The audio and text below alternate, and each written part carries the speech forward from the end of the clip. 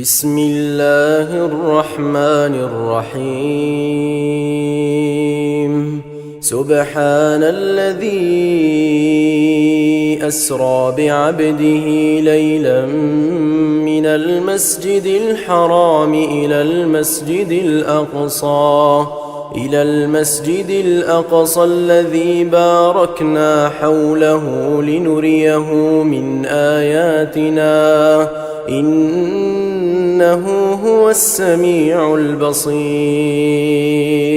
وآتينا موسى الكتاب وجعلناه هدى لبني إسرائيل ألا تتخذوا من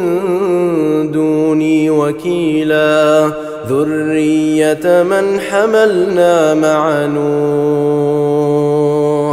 إنه كان عبدا شكورا وقضينا إلى بني إسرائيل في الكتاب لتفسدن في الأرض مرتين ولتعلن علوا كبيرا فإذا جاء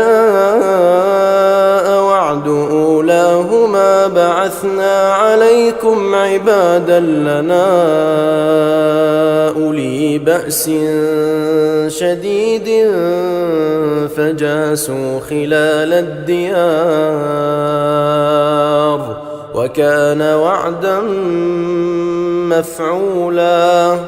ثم رددنا لكم الكرة عليهم وأمددناكم بأموال وبنين وجعلناكم أكثر نفيرا إن أحسنتم أحسنتم لأنفسكم وإن أسأتم فلها فإذا جاء وعد الآخرة ليسوءوا وجوهكم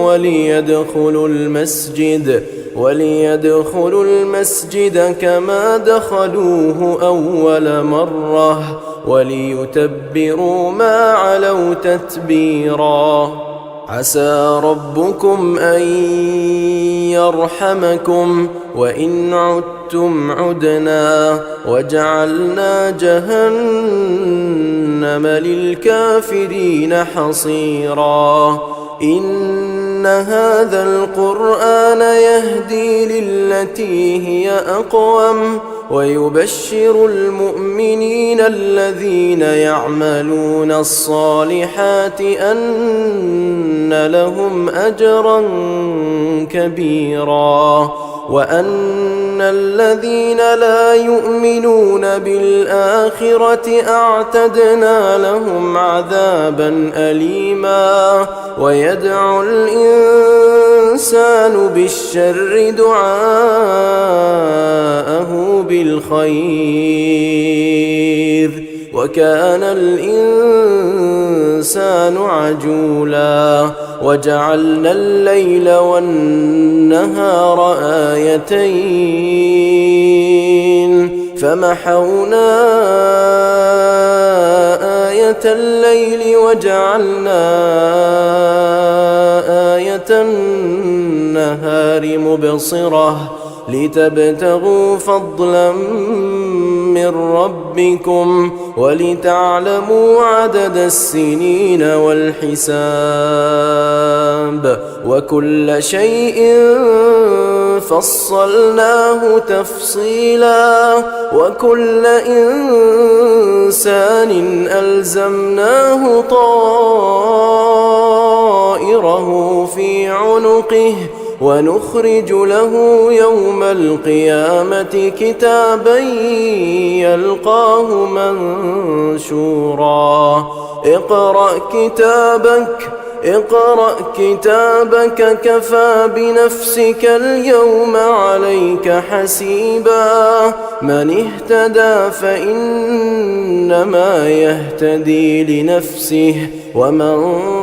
ضل فإن إنما يضل عليها ولا تزر وازرة وزر أخرى وما كنا معذبين حتى نبعث رسولا وإذا أردنا أن نهلك قرية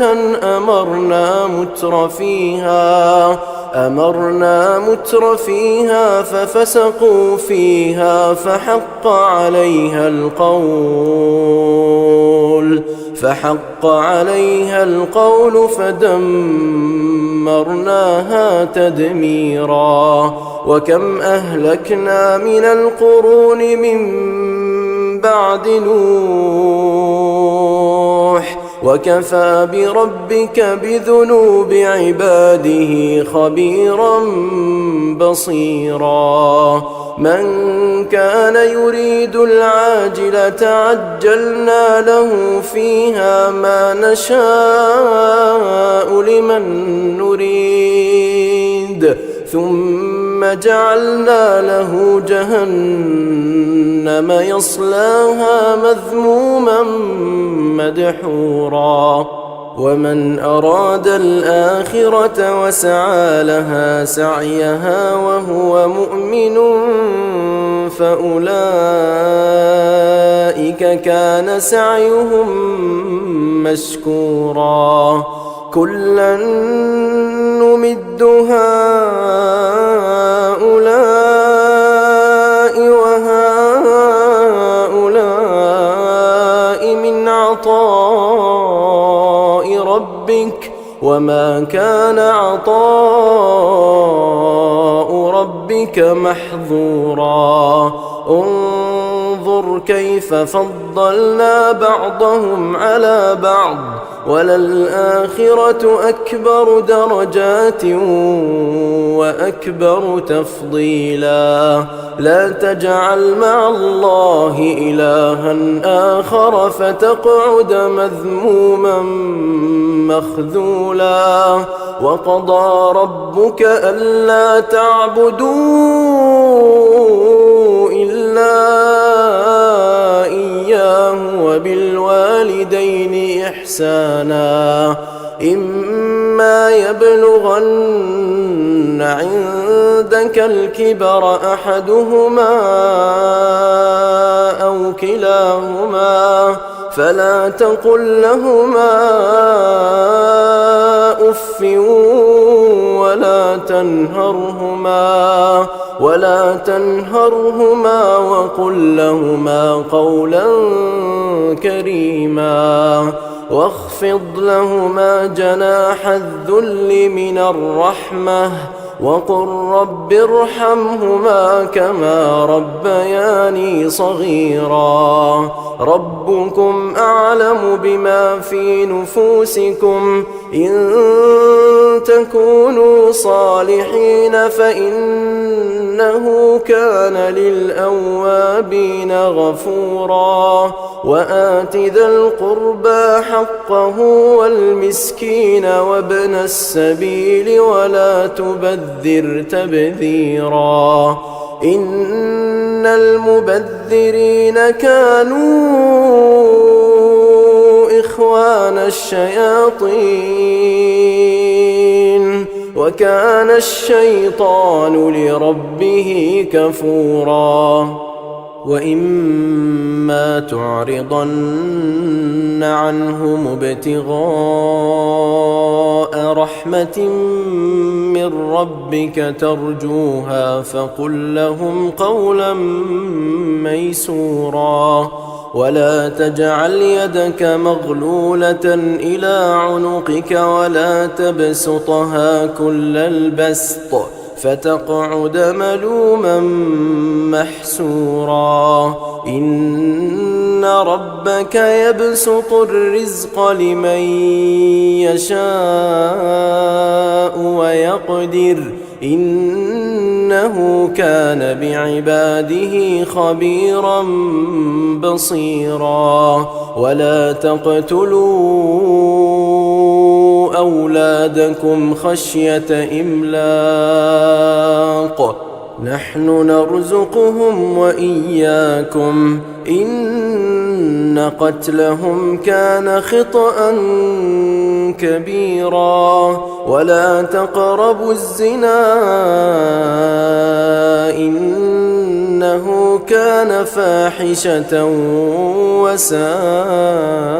سبيلا ولا تقتلوا النفس التي حرم الله إلا بالحق ومن قتل مظلوما فقد جعلنا لوليه سلطانا فلا يسرف في القتل إنه كان منصورا ولا تقربوا مال اليتيم إلا بالتي هي أحسن حتى يبلغ أشده وأوفوا بالعهد إن العهد كان مسؤولا وأوفوا الكيل إذا كلتم وزنوا بالقسطاس المستقيم ذلك خير وأحسن تأويلا ولا تقف ما ليس لك به علم إن السمع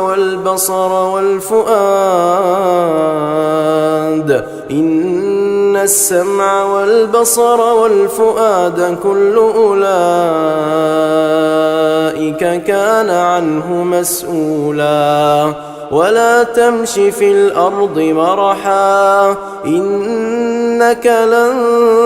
تخرق الأرض ولن تبلغ الجبال طولا كل ذلك كان سيئه عند ربك مكروها ذلك مما أوحى إليك ربك من الحكمة ولا تجعل مع الله إلها آخر فتلقى في جهنم ملوما مدحورا أفأصفاكم ربكم بالبنين واتخذ من الملائكة إناثا إنكم لتقولون قولا عظيما ولقد صرفنا في هذا القرآن ليذكروا وما يزيدهم إلا نفورا قل لو كان معه آلهة كما يقولون إذا لابتغوا إلى ذي العرش سبيلا سبحانه وتعالى عما يقولون علوا كبيرا تسبح له السماوات السبع والأرض ومن فيهن وإن من شيء إلا يسبح بحمده ولكن لا تفقهون تسبيحهم إنه كان حليما غفورا وإذا قرأت القرآن جعلنا بينك وبين الذين لا يؤمنون بالآخرة حجابا مستورا وجعلنا على قلوبهم أكنة أن يفقهوه وفي آذانهم وقرا وإذا ذكرت ربك في القرآن وحده ولوا على أدبارهم نفورا نحن أعلم بما يستمعون به إذ يستمعون إليك وإذ هم نجوى إذ يقول الظالمون إن تتبعون إلا رجلا مسحورا انظر كيف ضربوا لك الأمثال فضلوا فلا يستطيعون سبيلا وقالوا أئذا كنا كنا عظاما ورفاتا أئنا لمبعوثون خلقا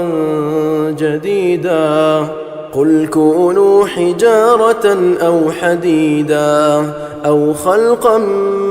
مما يكبر في صدوركم فسيقولون من يعيدنا قل الذي فطركم أول مرة فسينغضون إليك رؤوسهم ويقولون متاه قل عسى أن يكون قريبا يوم يدعوكم فتستجيبون بحمده وتظنون إن لبثتم إلا قليلا وقل لعبادي يقولوا التي هي أحسن إن الشيطان ينزغ بينهم إن الشيطان كان للإنسان عدوا مبينا ربكم أعلم بكم إن يشأ يرحمكم أو إن يشأ يعذبكم وما أرسلناك عليهم وكيلا وربك أعلم بمن في السماوات والأرض ولقد فضلنا بعض النبيين على بعض وآتينا داود زبورا قل ادعوا الذين زعمتم من دونه فلا يملكون كشف الضر عنكم ولا تحويلا أولئك الذين يدعون يبتغون إلى ربهم الوسيلة أيهم أقرب ويرجون رحمته ويخافون عذابه إن عذاب ربك كان محذورا وإن من قرية إلا نحن مهلكوها قبل يوم القيامة أو معذبوها عذابا شديدا كان ذلك في الكتاب مسطورا وما منعنا أن نرسل بالآيات إلا أن كذب بها الأولون وآتينا ثمود الناقة مبصرة فظلموا بها وما نرسل بالآيات إلا تخويفا وإذ قلنا لك إن ربك أحاط بالناس وما جعلنا الرؤيا التي أريناك إلا فتنة للناس والشجرة الملعونة في القرآن ونخوفهم فما يزيدهم إلا طغيانا كبيرا وإذ قلنا للملائكة اسجدوا لآدم فسجدوا إلا إبليس قال أأسجد لمن خلقت طينا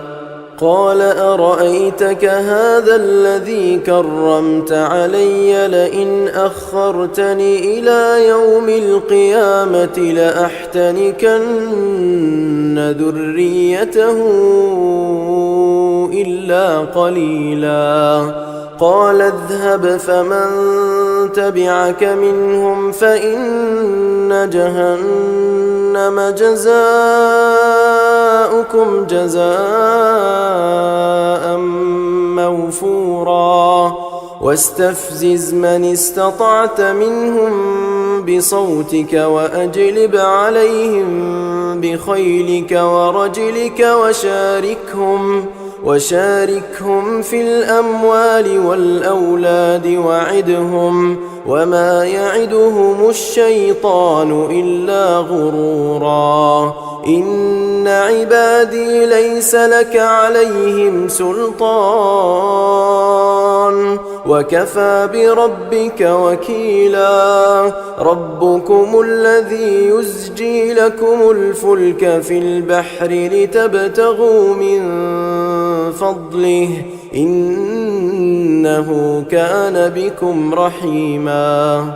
وإذا مسكم الضر في البحر ضل من تدعون إلا إياه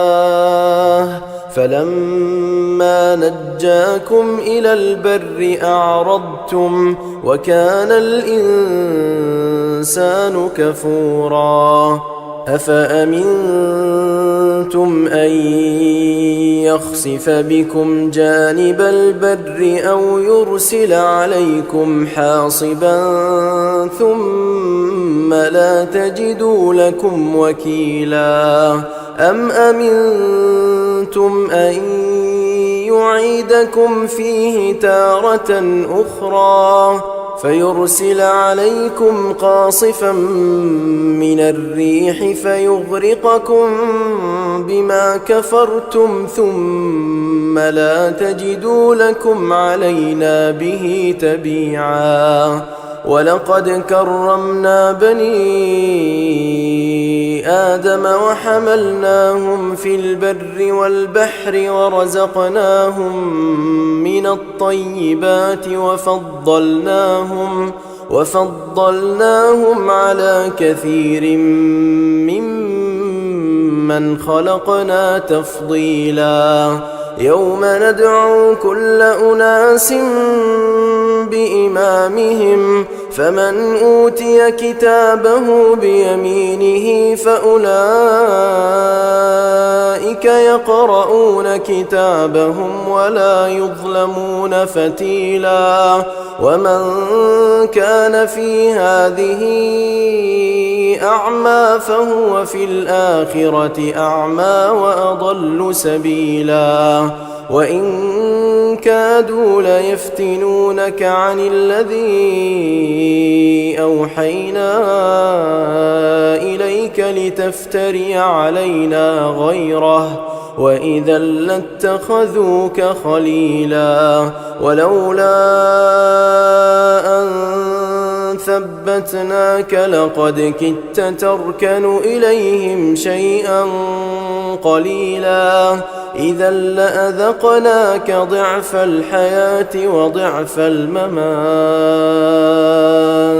ثم لا تجد لك علينا نصيرا وإن كادوا ليستفزونك من الأرض ليخرجوك منها وإذا لا يلبثون خلافك إلا قليلا سنة من قد أرسلنا قبلك من رسلنا ولا تجد لسنتنا تحويلا أقم الصلاة لدلوك الشمس إلى غسق الليل وقرآن الفجر إن قرآن الفجر كان مشهودا ومن الليل فتهجد به نافلة لك عسى أن يبعثك ربك مقاما محمودا وقل رب أدخلني مدخل صدق وأخرجني مخرج صدق واجعل لي من لدنك سلطانا نصيرا وقل جاء الحق وزهق الباطل إن الباطل كان زهوقا وننزل من القرآن ما هو شفاء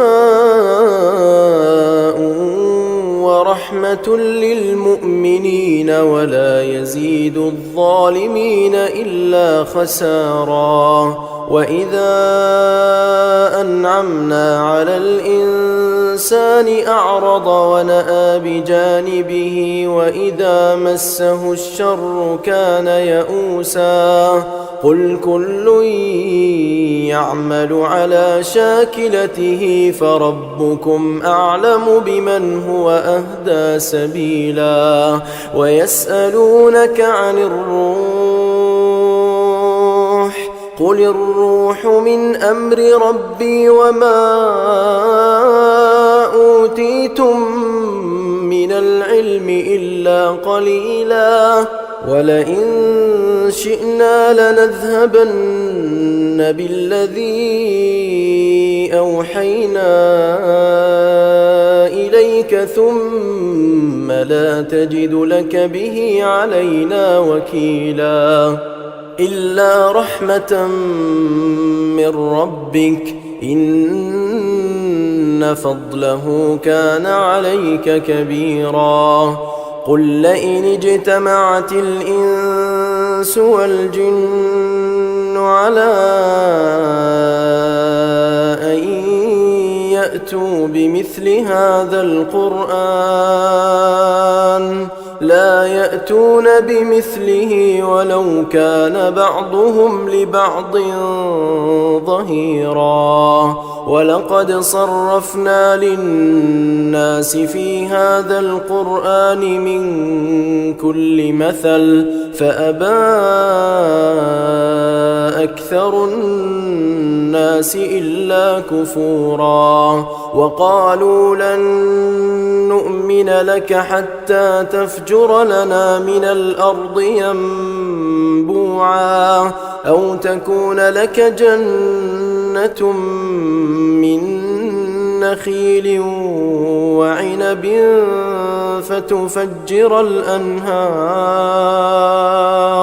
فتفجر الأنهار خلالها تفجيرا أو تسقط السماء كما زعمت علينا كسفا أو تأتي بالله والملائكة قبيلا أو يكون لك بيت من زخرف أو ترقى في السماء ولن نؤمن لرقيك حتى تنزل علينا كتابا نقرأه قل سبحان ربي هل كنت إلا بشرا رسولا وما منع الناس أن يؤمنوا إذ جاءهم الهدى إلا أن قالوا أبعث الله بشرا رسولا قل لو كان في الأرض ملائكة يمشون مطمئنين لنزلنا عليهم من السماء ملكا رسولا قل كفى بالله شهيدا بيني وبينكم إنه كان بعباده خبيرا بصيرا ومن يهد الله فهو المهتد ومن يضلل فلن تجد لهم أولياء من دونه ونحشرهم يوم القيامة على وجوههم عميا وبكما وصما مأواهم جهنم كلما خبت زدناهم سعيرا ذلك جزاؤهم بأنهم كفروا بآياتنا وقالوا أئذا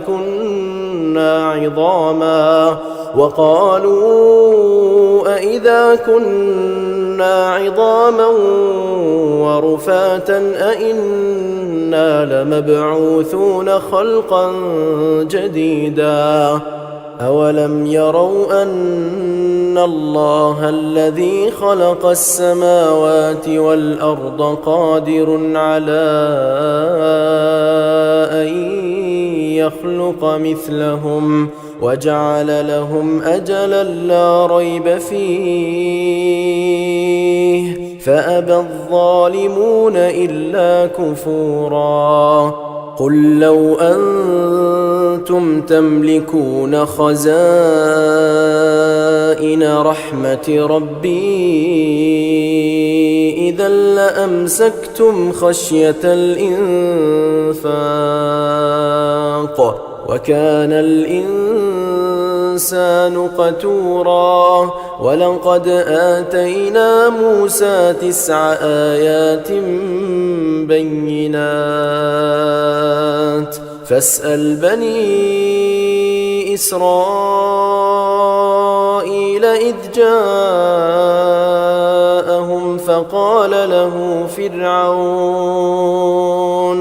فقال له فرعون إني لأظنك يا موسى مسحورا قال لقد علمت ما أنزل هؤلاء إلا رب السماوات والأرض بصائر وإني لأظنك يا فرعون مثبورا فأراد أن يستفزهم من الأرض فأغرقناه ومن معه جميعا وقلنا من بعده لبني إسرائيل اسكنوا الأرض فإذا جاء وعد الآخرة جئنا بكم لفيفا وبالحق أنزلناه وبالحق نزل وما أرسلناك إلا مبشرا ونذيرا وقرآنا فرقناه لتقرأه على الناس على مكث ونزلناه تنزيلا قل آمنوا به أو لا تؤمنوا إن الذين أوتوا العلم من قبله إذا يتلى عليهم يخرون للأذقان سجدا ويقولون سبحان ربنا إن كان وعد ربنا لمفعولا ويخرون للأذقان يبكون ويزيدهم خشوعا قل ادعوا الله أو ادعوا الرحمن أيما تدعوا فله الأسماء الحسنى ولا تجهر بصلاتك ولا تخافت بها وابتغ بين ذلك سبيلا وقل الحمد لله الذي لم يتخذ ولدا ولم يكن له شريك في الملك ولم يكن له ولي من الذل وكبره تكبيرا.